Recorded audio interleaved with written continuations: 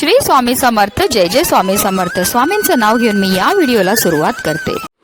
यंदा 11 जून म्हणजेच गुरुवारी आहे कमला एकादशी. कमला एकादशी ही दर 3 वर्षांनी येणारी अधिक मासातील अत्यंत पवित्र एकादशी मानली जाते. या एकादशीला परमा एकादशी किंवा पुरुषोत्तम एकादशी असेही म्हणतात. कमला हे माता लक्ष्मीचे नाव असल्याने या दिवशी भगवान विष्णू सोबत लक्ष्मीची पूजा केली जाते. एकादशी तिथी ही भगवान श्री हरी विष्णूंना समर्पित आहे. अधिक मासात येत असल्याने तिचे महत्त्व अनेक पटीने वाढले आहे. धार्मिक मान्यतानुसार या दिवशी विविध विधीनुसार उपवास, पूजा आणि भगवान विष्णूंची प्रार्थना केल्याने सर्व पापांपासून मुक्ती मिळते आणि सुख, समृद्धी व मोक्ष प्राप्त होतं.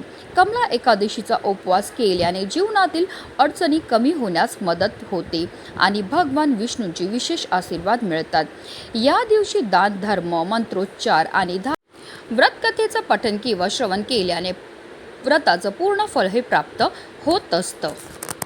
तसेच या दिवशी शोभन आणि सर्वार्थ सिद्ध योग तयार होत असल्याने या दिवसाचं महत्त्व कित्येक पटीने वाढलं आहे. परमा या शब्दाचा अर्थ सर्वोच्च किंवा उत्कृष्ट असा होतो. म्हणूनच सर्व एकादशींमध्ये या एकादशीला सर्वात श्रेष्ठ आणि अद्भुत फळ देणारी मानली गेली आहे. हिंदू शास्त्रानुसार हे व्रत केल्याने माणसाचे दारिद्र्य नष्ट होत आणि सर्व पापांपासून मुक्ती मिळते. धनाची देवता असलेल्या कुबेरांना याच एकादशीच्या उपवासाच्या पुण्यामुळे देवांचा खजिनदार हे पद आणि भगवान शंकराची परमकृपा प्राप्त केली होती. तसेच सत्यवचनी राजा हरिश्चंद्रानेही परमा एकादशीच्या प्रभावाने आपले हरवलेले राज्य, संपत्ती आणि दूर गेलेले कुटुंब परत मिळवले होते. जो भक्त हे व्रत निष्ठेने आणि कडक नियमांचे पालन करून करतो त्याला अश्वमेध यज्ञाइतके पुण्य प्राप्त होतं. भगवान श्रीकृष्णाने अर्जुनाला सांगितले होते की या दिवशी विष्णू लक्ष्मीची आराधना करणाऱ्या भक्ताला थेट वैकुंठ धामामध्ये स्थान मिळेल. धार्मिकदृष्ट्या हा दिवस अतिशय शुभ आणि महत्त्वाचा असल्यामुळे या दिवशी काही प्रभावी उपायाने सेवा देखील केल्या जातात. आणि म्हणूनच कमला एकादशीच्या दिवशी तुम्ही व्रत नाही केलं तरीही चालेल, पण तुळशी जवळ ठेवा. फक्त ही वस्तू ठेवल्यामुळे आपल्या घरामध्ये धन, संपत्ती, पैसाची कधीही कमतरता राहणार नाही. आपलं 7 पिढ्यांचं दारिद्र्य नष्ट होऊन आपल्या घराची, आपल्या मुलांची, आपल्या पतीची भरभरून अशी प्रगती होणार आहे. तर ती कोणती वस्तू ठेवायची, कोणत्या वेळेत ठेवायची त्याबद्दल सविस्तर आणि महत्त्वाची अशी माहिती मी तुम्हाला या व्हिडिओमध्ये देणार आहे. तर व्हिडिओ पूर्ण पहा आणि जर तुम्ही माझ्या चॅनलवर नवीन असतील तर चॅनलला सबस्क्राईब करा आणि शेजारी बेल आयकॉन सुद्धा प्रेस करा, जेणेकरून तुम्हाला माझ्या नवनवीन व्हिडिओचं नोटिफिकेशन हे मिळत राहील आणि तुम्ही एक पण व्हिडिओ मिस करणार नाही. कमला एकादशीच्या दिवशी आपल्याला ब्रह्ममुहूर्तावर उठायचं. अंथरुणामध्येच आपल्याला श्रीहरी विष्णू आणि माता लक्ष्मीचं स्मरण करायचं आणि त्यानंतर आपल्याला दिवसाला सुरुवात ही करायची आहे. त्यानंतर आपल्याला व्रत करायचं संकल्प करून घ्यायचा. सर्वप्रथम आपल्याला देवघरामध्ये दिवा हा प्रज्वलित करून घ्यायचा आहे, कारण कोणतीही सेवा किंवा कोणताही उपाय जर आपण अग्नीच्या साक्षीने केला तर त्यामध्ये आपल्याला निश्चितच सफलताही प्राप्त होत असते. त्यानंतर विधिवत आपल्याला श्रीहरी विष्णू आणि माता लक्ष्मीची पूजा ही करून घ्यायची आहे. जर तुमच्याकडे फोटो असेल तर फोटोला स्वच्छ पुसून घ्या. आता तुमच्याकडे श्रीहरी विष्णूंची मूर्ती असेल तर त्यावर तुम्हाला जलाभिषेक किंवा पंचामृताने अभिषेक हा करून घ्यायचा. त्यांना स्वच्छ पुसून पुन्हा त्यांच्या स्थानावर ठेवायचं. त्यांना पिवळी फुलं, पिवळी फळं अर्पण करून घ्यायचं. धूप, दीप, अगरबत्ती, चंदन लावून घ्यायचं आहे. आपल्याला पंचामृताचा नैवेद्य हा दाखवून घ्यायचा आहे.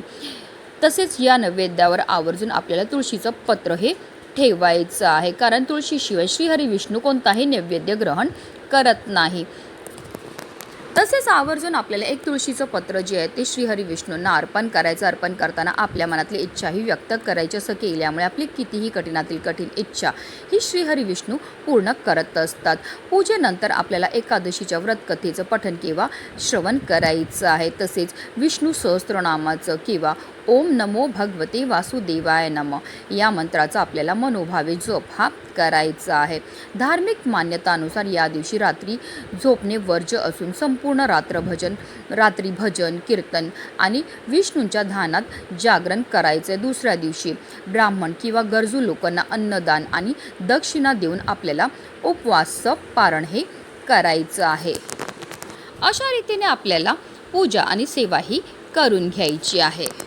धूप दीप अगरबत्ती लावून आपल्याला वातावरण हे प्रसन्न करायचं आणि यानंतर आपल्याला हा उपाय जो आहे तो करायचा. शक्य असेल तर हा उपाय आपल्याला जेवढा सकाळी करता येईल तेवढा करायचा. अगदी तुम्ही मुहूर्तापासून 9:30 वाजेपर्यंत हा उपाय करायचा प्रयत्न करायचा. तर सकाळी शक्य नसेल तर तुम्ही अगदी संध्याकाळीसुद्धा हा उपाय जो आहे तो करू शकता. संध्याकाळी तुम्ही माता लक्ष्मीच्या आगमनाच्या वेळेस तुम्ही हा उपाय केला तरीही चालणार आहे.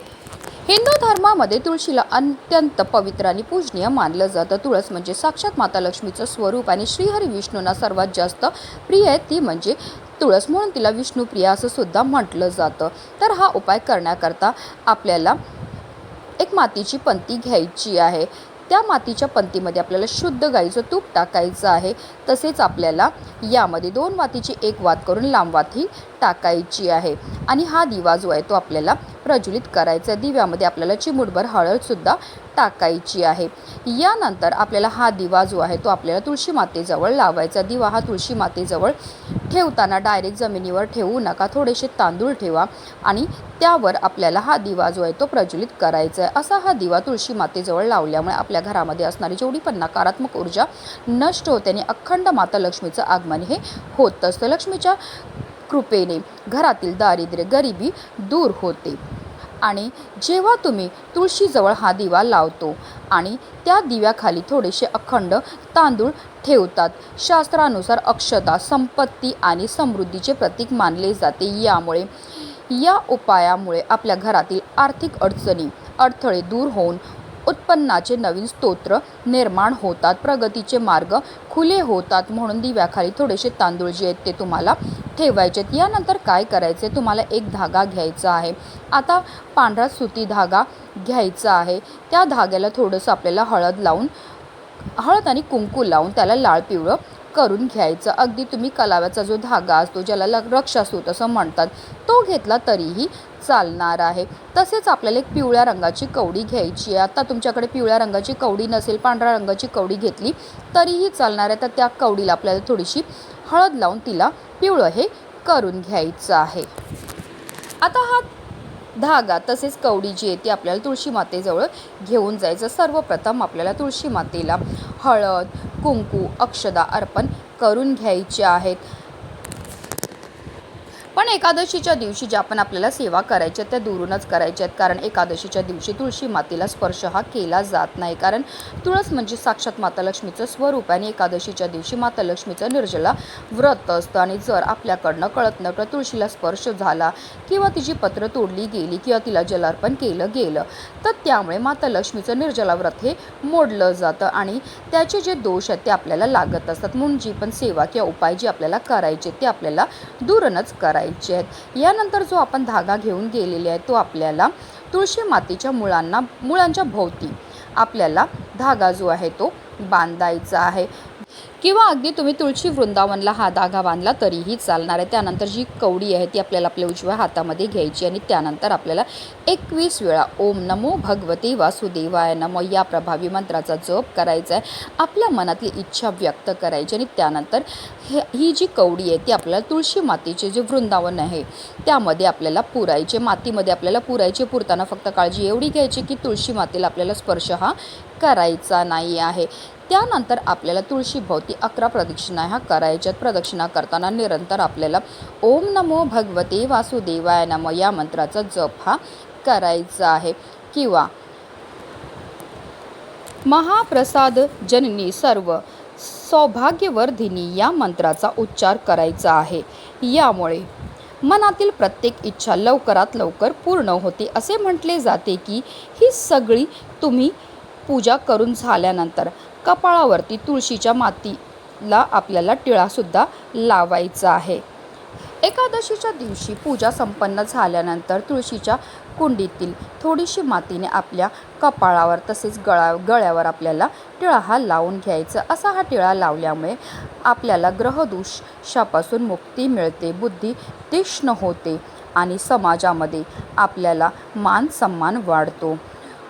मुलं हट्टीपणा करत असतील तर शांत होतील. मुलांचं मन अभ्यासात लागत नसेल तर मुलांमध्ये सुद्धा तुम्हाला बदल हे दिसून येतील. आपल्याला तुळशीच्या मातीचा टिळा हा दररोज लावायचा आहे. बघा, मुलांमध्ये सुद्धा तुम्हाला चांगले सकारात्मक बदल जे आहेत ते जाणवतील. जेव्हा आपण हा एकादशीच्या दिवशी पिवळ्या रंगाचा धागा अर्पण करतो आणि भगवान विष्णू आणि माता लक्ष्मी यांचं स्मरण करतो, तर त्यामुळे आपल्या व्यापार नोकरीमध्ये असणारी जी मंदी आहे ती दूर होते. तसेच घरामध्ये धन येण्याचे प्रबळ योग बनायला लागतात. अत्यंत प्रभावी आणि सात्विक असा हा उपाय आहे. जर तुम्ही एकादशीच्या दिवशी हा उपाय केला तर तुमच्या आयुष्यामध्ये ज्या काही समस्या आहेत, संकट आहेत, दुःख आहेत ते दूर होतील आणि मनातील सर्व इच्छा मनोकामना ह्या पूर्ण होतील. आपल्या घरावर अखंड लक्ष्मीनारायणाची कृपाही होणार आहे. म्हणूनच व्हिडिओ जास्तीत जास्त लोकांपर्यंत शेअर करा, जेणेकरून प्रत्येकाच्या आयुष्याचं कल्याण हो हीच मनामध्ये इच्छा. श्री स्वामी समर्थ. जय जय स्वामी समर्थ.